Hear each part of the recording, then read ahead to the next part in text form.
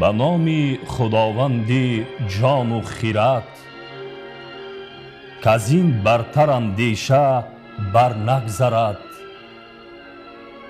خداوندی نام و خداوندی جای، خداوندی روزیده و رهنمای، خداوندی کیهان و گردان سپیر، فروزنده ماه و ناهید و مهر.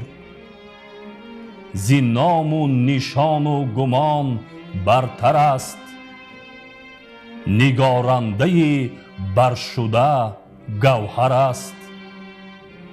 به بینندگان آفریننده را، نبینی مرنجان دو بیننده را. نیابد بدو نیز اندیشه راه، که او برتر از نام و از جایگاه. سخن هرچی زین گوهران بگذرد، نیابد بدو راه جان و خیرت. خیرت گر سخن برگزیند همه، همان را گزیند که بیند همه. ستودن نداند کس او را چو هست، میان بندگی را ببایدت بست. خرد را و جان را همی سنجد و، در اندیشه سخته کی گنجد و. بدین آلت و رای و جان و روان، ستود آفریننده را کی توان. به هستیش باید که خستو شوی، ز گفتاری بیکار یک سو شوی. پرستنده باشی و جوینده راه، به فرمانها ژرف کردن نگاه. توانا بود هر کی دانا بود، به دانش دل پیر برنا بود. از این پرده برتر سخن گاه نیست، به هستیش اندیشه را راه نیست.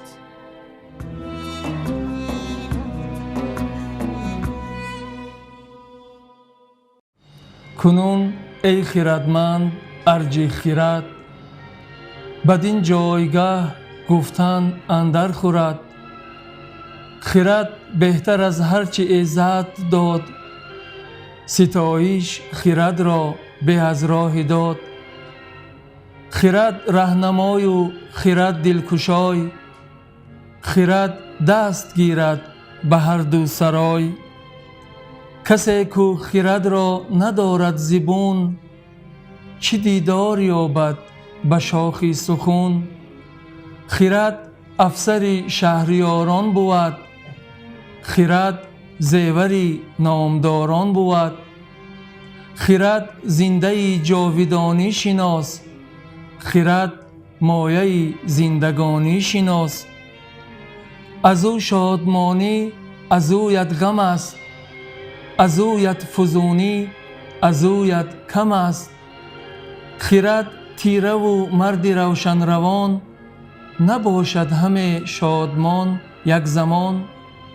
چه گفت آن هنرمند مرد خرد، که دانا ز گفتار او برخورد.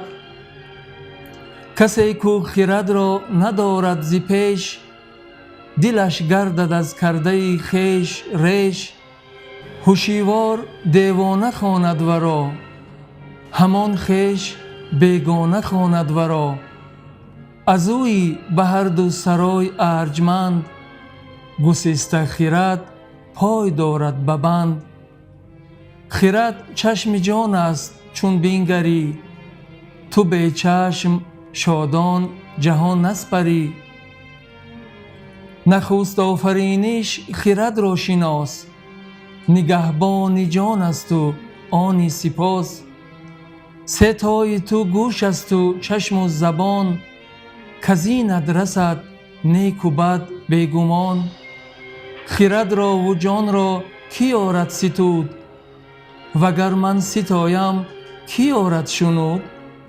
حکیما چو کس نیست گفتن چی سود، از این پس بگو کافرینش چی بود. توی کرده کردگار جهان، شناسی همه آشکار و نهان. همیشه خرد را تو دستور دار، بدو جانت از ناسزا دور دار. به گفتار دانندگان راه جوی، به گیتی بپوی و به هر کس بگوی. ز هر دانش چون سخن بشنوی، از آموختن یک زمان نغنوی.